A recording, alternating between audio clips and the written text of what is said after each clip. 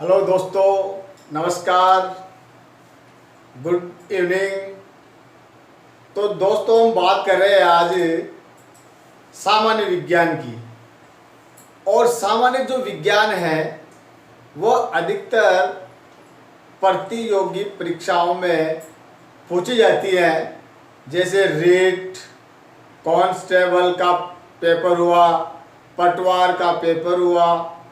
तो दोस्तों, इसमें सामान्य विज्ञान जनरल साइंस के क्वेश्चन पूछे जाते हैं। आज हम आपके लिए सामान्य विज्ञान का सबसे महत्वपूर्ण टॉपिक है मानव शरीर के तंत्र। इसमें अक्सर प्रश्न पूछे जाते हैं और हम सबसे पहले तंत्रों में पढ़ेंगे पाचन तंत्र। हमारा टॉपिक रहेगा आज का पाचन तंत्र। तो पाचन तंत्र के बारे में विस्तार से यहाँ पर मैं आपको बता रहा हूँ और इसके क्वेश्चन है वह अगले वीडियो में आपको मिल जाएंगे। सबसे पहले इसकी थ्योरी देखो, पाचन तंत्र क्या होता है। तो सबसे पहले हम बात करते हैं पाचन की। पाचन, ये पाचन है। पाचन किसे कहते हैं? पाचन उसको कहा जाता है, मतलब कोई भी जटिल पदार्थ है वह सरल पदार्थों में टूट जाता है, या हम उसको कह सकते हैं मतलब जो कोई बड़ा भाग है हमारे भोजन का, तो बड़ा भाग का विभिन्न एंजाइमों के द्वारा, विभिन्न रासायनिक क्रियाओं के द्वारा उनको सरल भागों में बदला जाता है, बड़े भाग को, तो उसको पाचन कहा जाता है। तो यहां पर देखो, बड़े भाग बड़े भोज्य पदार्थ को बदला जाएगा छोटे भोज्य पदार्थ में या छोटे कणों में यह पाचन कहलाएगा। बड़े भोज्य पदार्थों को विभिन्न एंजाइमों के द्वारा और विभिन्न रासायनिक क्रिया के द्वारा छोटे छोटे कणों में तोड़ना पाचन कहलाता है। यह इसकी परिभाषा होती है। आगे हम बात कर रहे हैं पाचन किस में होता है। तो दोस्तों, पाचन शरीर के अंदर एक नली पाई जाती है। उस नली का नाम है आहार नाल और उसको अंग्रेजी में कहते हैं एलिमेंट्री कैनाल। तो यहां पर हम पाचन की बात कर रहे हैं। तो पाचन को हम दो भागों में बांट रहे हैं। एक भाग का नाम है आहार नाल और दूसरा भाग है सहायक ग्रंथियां।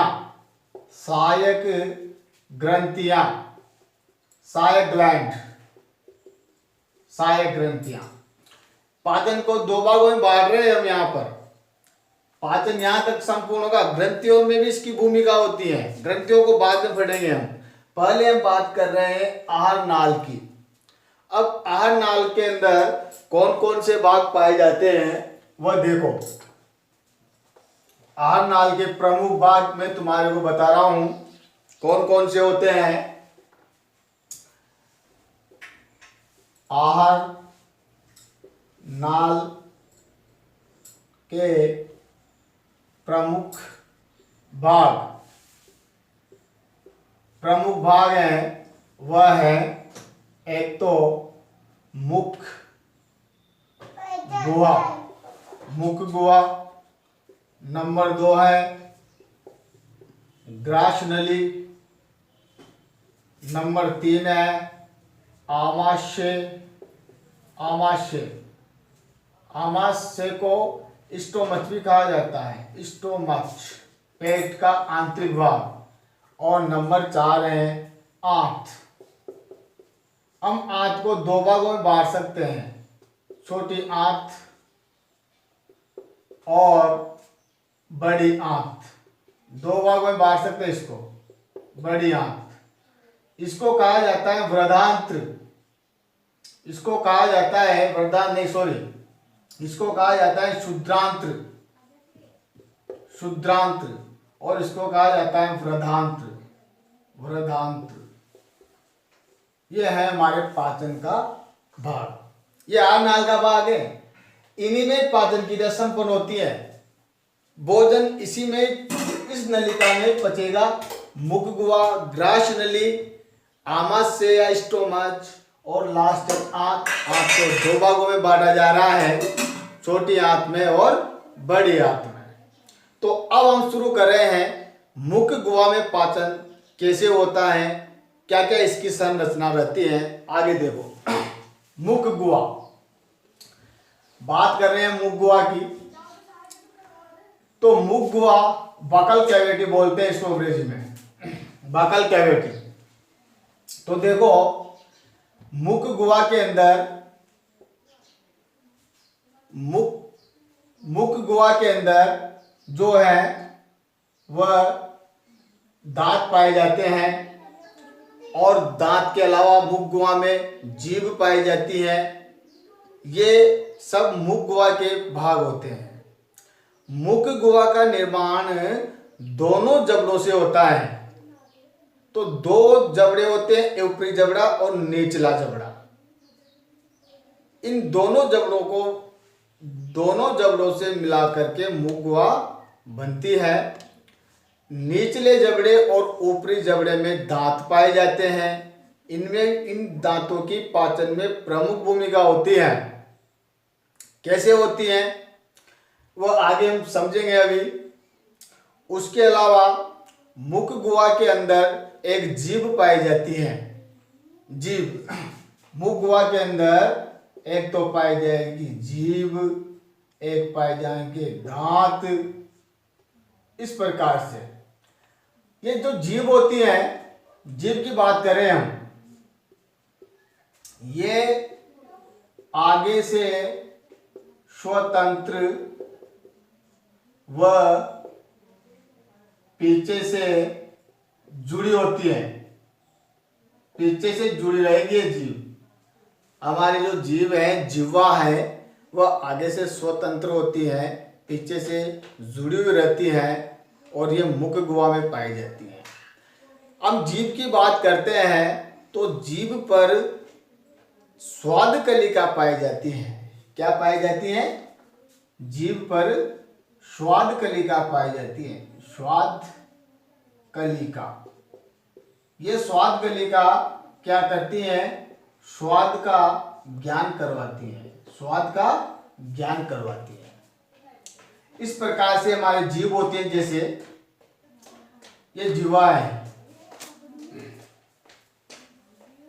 ये जिह्वा हमने बनाई, ये इसका अग्रभाग है, ये इसका पश्चिम भाग है, पश्चिम भाग, और ये है अग्रभाग, और ये है पार्श्व भाग, ये है पार्श्व भाग। तो इन भागों पर ही हमारे को जीभ का ज्ञान होता है। अग्रभाग पर मीठे स्वाद का ज्ञान होता है, पश्चिम भाग पर, जीभ के पश्चिम भाग पर कड़वे स्वाद का ज्ञान होता है, और जो ये दोनों पार्श्व भाग है, यहाँ पर हमें खट्टे पदार्थों का ज्ञान होता है। तो दोस्तों, जीभ में स्वाद कलिकाएं पाई जाती है, और स्वाद कलिकाओं के माध्यम से हमारे को स्वाद का ज्ञान होता है। आगे देखिए, अब हम बात करते हैं, तो जीभ की बात हुई, अब हम बात करते हैं दांत, दंत या दांत। इसको मैं मिटा रहा हूं यहां पर जीभ को, क्योंकि जीभ का मैटर मैंने तुम्हारे लिए बता दिया है। अब मुख गुहा के अंदर बात आती है तो दंत पाए जाते हैं। दंत या इसको दांत कहा जाता है, अंग्रेजी में टूथ कहा जाता है। ये तो इस प्रकार से हमारे शरीर के अंदर, हमारे मुख के अंदर, मुख गुहा के अंदर दांत पाए जाते हैं। लेकिन मनुष्य में जो दांत होते हैं, मनुष्य में दांत होते हैं, वह होते हैं एक तो गर्तदंती। गर्तदंती एक इसकी विशेषता है मनुष्य के दांत की। द्विवार दंती, द्विवार दंती, इनकी अभी मैं बता दूंगा, यहाँ पर जो परिभाषा है इनकी मैं बता दूंगा आपको। और एक होता है विषम दंती। ये इंपॉर्टेंट क्वेश्चन है, अक्सर कंपटीशन में पूछे जाते हैं। भाई मनुष्य के दांत होते हैं तो गर्द दंती आएगा, द्विवार दंती आएगा और विषम दंती आएगा। ये तीनों ही आपको याद होना चाहिए। अब आप ये सोच रहे होंगे कि गर्द दंती किसे कहते हैं। तो दोस्तों गर्द दंती उसको कहा जाता है जो किसी के अंदर, सॉकेट के अंदर दसे रहते हैं। तो हमारे दांत मसूड़ों के अंदर दसे रहते हैं, इसलिए हमारे दांत है गर्द दंती। द्विवार दंती, तो दोस्तों द्विवार दंती क्या होते हैं? मनुष्य के दांत होते हैं, लेकिन ये हमारे जीवन में 2 बार निकलते हैं। एक तो शेषवावस्था में और एक वयस्कावस्था में। तो इस प्रकार से मनुष्य के दांत 2 बार आते हैं मुग्वा में, इसलिए ये द्विवार दंती है। और एक विषम दंती, तो दोस्तों विषम दंती का अर्थ है कि दांत जो पाए जाते हैं 16 दांत ऊपरी जबड़े के अंदर, 16 दांत निचले जबड़े के अंदर। तो ये सभी दांत अलग अलग प्रकार के होते हैं, इसलिए हमारे दांत विषम दंती। आगे हम बात करते हैं, एक तो जो दांत होते हैं वो शेषवा अवस्था के दांत, शेषवावस्था के दांत होते हैं, ये कहलाते हैं दूध के दांत। दूध के दांत, दूध के दांत कहलाते हैं। और जो वयस्क अवस्था के दांत होते हैं, वयस्क अवस्था इसका दांत होते हैं, वह कहलाते हैं स्तेय दांत। तो ये भी पूछे जाते हैं परीक्षाओं में। दूध के दांत पाए जाते हैं, शेष अवस्था में पाए जाते हैं, स्तेय दांत पाए जाते हैं, या वयस्क अवस्था में पाए जाते हैं। तो इस प्रकार से मैंने आपको दांतों के बारे में बताया। हमारा वीडियो अच्छा लग रहा हो दोस्तों तो इसको शेयर और सब्सक्राइब जरूर करें। आगे देखिए, दांत की हम बात कर रहे हैं, तो ये तो दांत हुए। अब बात करते हैं हम दांत के अलावा दंत सूत्र की। मनुष्य के अंदर दंत सूत्र क्या होता है तो याद रखना, और ये पेपर में पूछा गया है और आ भी सकता है। तो दंत सूत्र, दंत सूत्र, दंत सूत्र क्या होता है तो देखो, I C P M और M, ये तो है इंसाइजर दांत, यह है कैनाइन दांत, यह प्रीमोलर और यह मोलर। हिंदी में बता रहा हूं इनका अर्थ, यह है कृदंतक दांत, यह है रदनक दांत, यह है अग्रचवर्णक और यह है चवर्णक दांत। अभी मैं बता दूंगा आपको। तो देखो, इनकी संख्या होती है 2/2, इनकी संख्या होती है 1/1, इसकी संख्या होती है 2/2 और इसकी संख्या होती है 3/3। तो इस प्रकार से इसकी संख्या होती है यह 21, 23, 21, 23। इसका मतलब यह है कि ये जो मैंने ऊपर लिखे नहीं है, यहां से ऊपर लिखे ही है, ये ऊपरी जबड़े के दांत हैं और ये निचले जबड़े के दांत हैं। इसको हम क्या करेंगे दोस्तों, इसको हम पूरे को 2 से और गुणा कर देते हैं। ऊपरी जबड़े में कितने दांत हैं? 8 हुए टोटल। निचली जबड़े के दांत कितने हुए 8। तो इसको इससे गुणा कर दो और इसको इससे गुणा कर दो तो 16/16। ये तो है ऊपरी जबड़े के दांत और ये हैं निचले जबड़े के दांत। तो दोस्तों ये दंत सूत्र है, इसको याद रखना आप। इसको ये है दंत सूत्र। ये इस प्रकार से दंत सूत्र याद रखना है, अक्सर कंपटीशन में ये पूछा जाता है। आगे देखिए, अब मैं दांत को बता रहा हूं आपको। तो दांत 4 प्रकार के होते हैं। दांत के प्रकार, दांत के प्रकार, दांत 4 प्रकार के होते हैं। जैसे कृदंतक, कृदंतक, नंबर 2 रदनक, नंबर 3 अग्रचवर्णक, अग्रचवर्णक और नंबर 4 है चवर्णक। ये 4 प्रकार के दांत पाए जाते हैं। इसका कार्य है दोस्तों काटने का। इनका कार्य लिख रहा हूं मैं यहां पर, कार्य। ये दांत काटने के कार्य करते हैं। कृदंतक दांत काटने के कार्य करेंगे। ये दांत मांसाहारी जो जीव है उसमें अधिक विकसित होते हैं। ये याद रखना, मांसाहारी जीवों के अंदर ये दांत अधिक विकसित होते हैं और ये चीरने चीरने और फाड़ने का कार्य करते हैं। ये दांत चीरने फाड़ने का कार्य करते हैं और ये दांतरीय दांत चबाने का कार्य करते हैं। तो दोस्तों दांत 4 प्रकार के होते हैं। कृदंतक दांत, रदनक दांत, अग्रचवर्णक और चवर्णक। कृदंतक दांत का कार्य अगर पूछा जाए तो ये कार्य करते हैं वस्तुओं को, पदार्थों को काटने का या कुतरने का कार्य करते हैं। ये रदनक दांत ये मांसाहारी जीवों में विकसित होते हैं और ये चीरने फाड़ने का कार्य करते हैं। और अग्रचवर्णक और चवर्णक जो दांत हैं वह मतलब चबाने का, भोजन को चबाने का कार्य करते हैं। तो इस प्रकार से हमारी मुख गुहा यहाँ पर जाकर के समाप्त हो जाती है।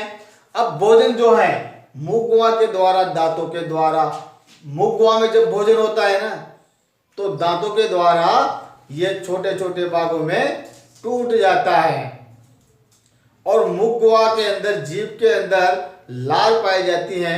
लार ग्रंथि के बारे में हम आगे सहायक ग्रंथियों में यहाँ पर चर्चा करेंगे। तो भोजन छोटे छोटे भागों में टूटता हुआ आगे बढ़ता है और बढ़ कर के अब भोजन चला जाता है ग्रास नली में। तो ग्रास नली के बारे में देखो, मुख गुहा यहाँ पर समाप्त हुई। मुख गुहा देखो, ग्रास नली पड़ने से पहले मुख गुहा में जो भोजन था ना वह ग्रसनी तक पहुंचता है। और ग्रसनी में 2 द्वार होते हैं, एक तो होते हैं निगल द्वार और एक होता है कंठ द्वार। ग्रसनी ये क्या है? ग्रसनी मुख गुहा के पश्च भाग पर स्थित होती है, मतलब पीछे के भाग पर।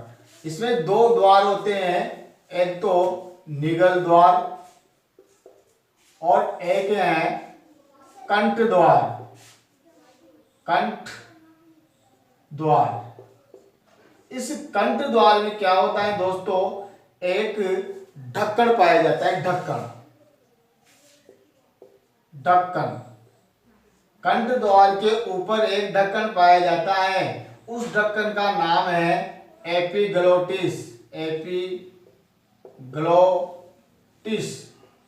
यह ढक्कन दोस्तों पूछा जाता है अक्सर, ये इंपॉर्टेंट है। यहाँ पर कंठ द्वार के ऊपरी भाग पर एक ढक्कन पाया जाता है, उसका नाम है एपिग्लोटिस।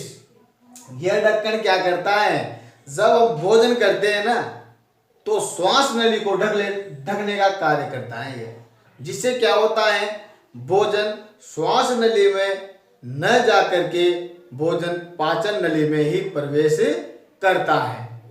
तो ये भी कंपटीशन में खोजा जाता है।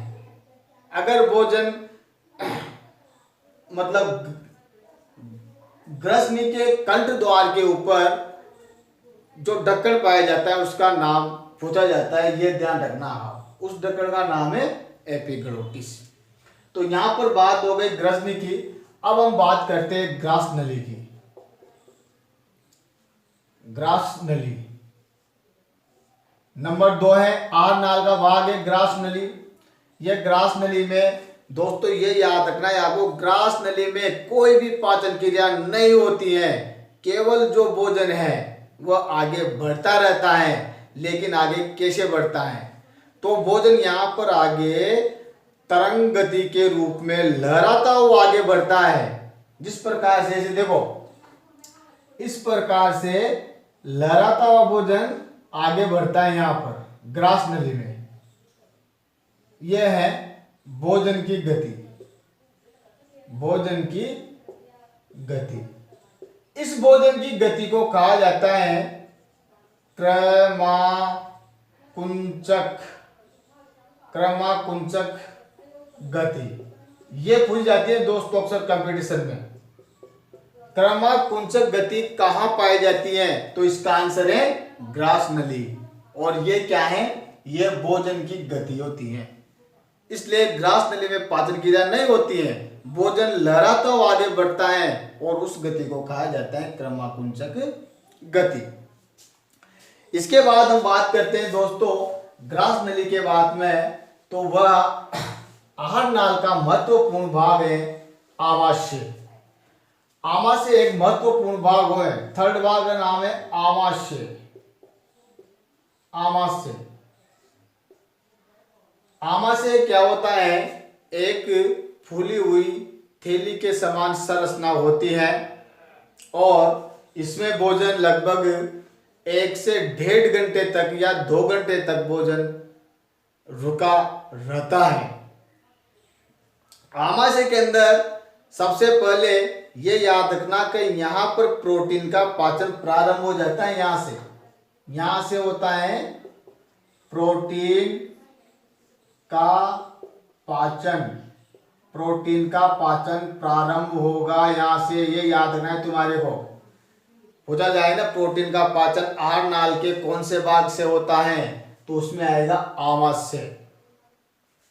और ध्यान रखना है आमाशय के अंदर भोजन जो है वह 1 से लेकर के 2 घंटे तक रुकता है। ये 1 घंटे तक रुकता है भोजन यहाँ पर। आमाशय के अंदर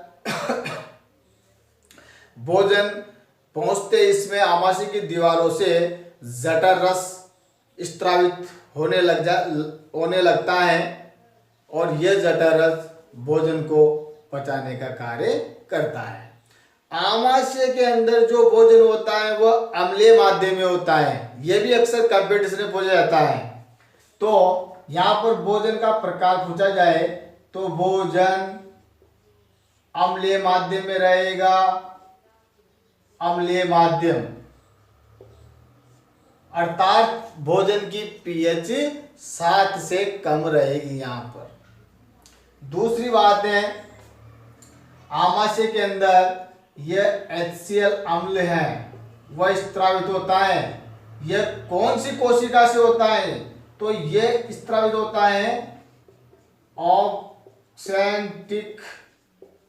ऑक्सेंटिक सेल से। ऑक्सेंटिक कोशिका से निकलता है। यह ऑक्सेंटिक कोशिका से HCl अम्ल आमाशय के अंदर स्त्रावित होता है और यह महत्वपूर्ण कार्य करता है। महत्वपूर्ण कार्य कौन सा करता है ये ध्यान रखना आप। तो यह भोजन के साथ आए हुए हानिकारक जीवाणु रहेंगे। हानिकारक जीवाणु उनको मारने का कार्य करता है HCl अम्ल। तो ये सब इंपॉर्टेंट है, ये सब कंपटीशन के क्वेश्चन है, ये याद रखना तुम। मैंने सब मैंने बताया जो अक्सर कंपटीशन में ऐसे प्रश्न आते हैं का HCl अम्ल क्या कार्य करता है, आमाशय के अंदर भोजन का माध्यम कौन सा होता है, आमाशय के अंदर या सबसे पहले प्रोटीन का पाचन कहाँ होता है, तो ये मैंने बता दिया आपको। उसके बाद देखो आमाशय के अंदर एंजाइम में है, एक तो पेप्सिन एंजाइम पाया जाता है, दूसरा पाया जाता है रेनिन। ये महत्वपूर्ण एंजाइम पाए जाते हैं। ये दोस्तों क्या करता है, ये प्रोटीन पाचक एंजाइम है, प्रोटीन पाचक पचाने वाला। और यह है जो रेनिन एंजाइम है, वह दूध को दही में बदलने वाला एंजाइम होता है, अर्थात दूध में पाए जाने वाली जो प्रोटीन है केसिनोजन, उसको केसिन में बदलता है। यह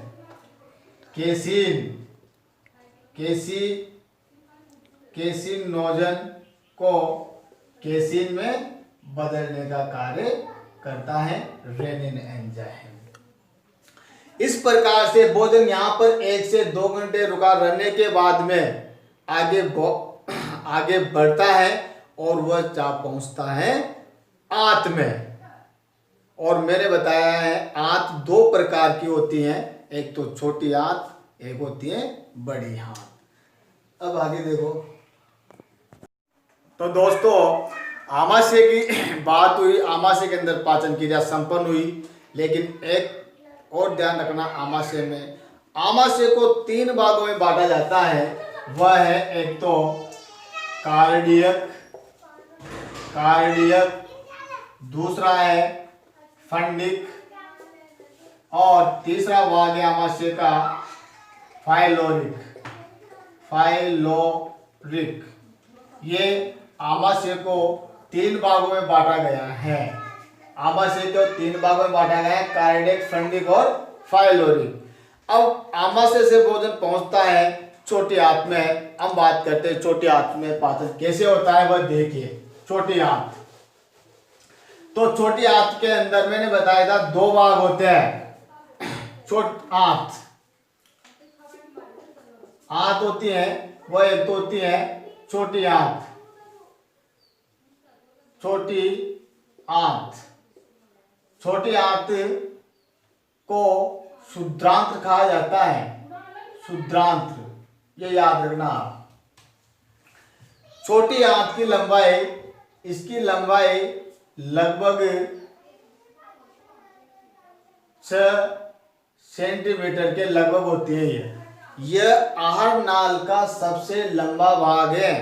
आहार नाल का सबसे लंबा भाग,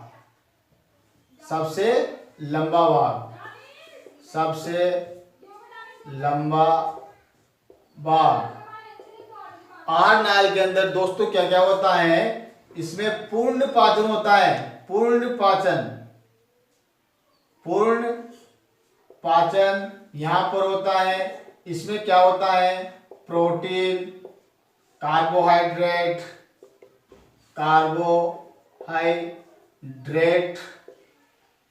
और वसा, इसका पाचन होता है यहाँ पर। यह छोटी आंत में होते हैं सभी क्रियाएं। और छोटी आंत क्या करती है, भोजन का अवशोषण करने का कार्य करती है। मतलब भोजन के अंदर जो लाभदायक पदार्थ पाए जा रहे हैं उसका अवशोषण करने का कार्य करती है छोटी आंत। उसके अलावा छोटी आंत को हम 3 भागों में बांटते हैं। एक तो है ग्रहणी, इसका दूसरा नाम है पक्वाशय,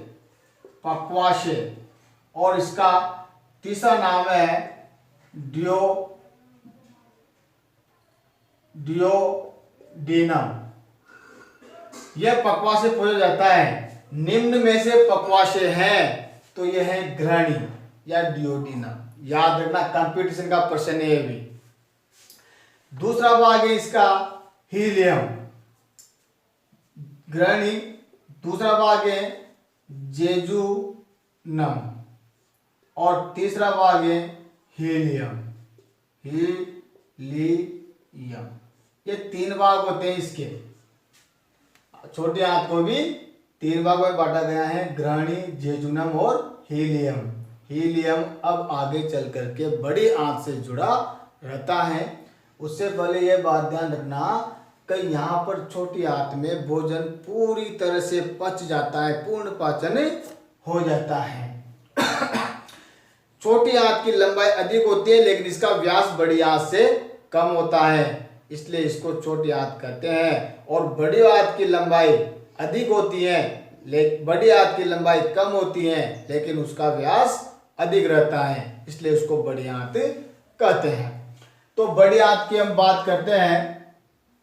अगला, छोटी आंत तो समाप्त हो गई है, अगली है बड़ी आंत। बड़ी आंत है बड़ी आंत। बड़ी आंत को दोस्तों क्या बोला था मैंने, बृहदांत्र भी कहते हैं इसको, बड़ी आंत को। इसको भी, इसके भी मतलब बड़ी आंत के अंदर जल का अवशोषण हो सकता है, लाभदायक पदार्थों का कोई अवशोषण नहीं होगा यहाँ पर।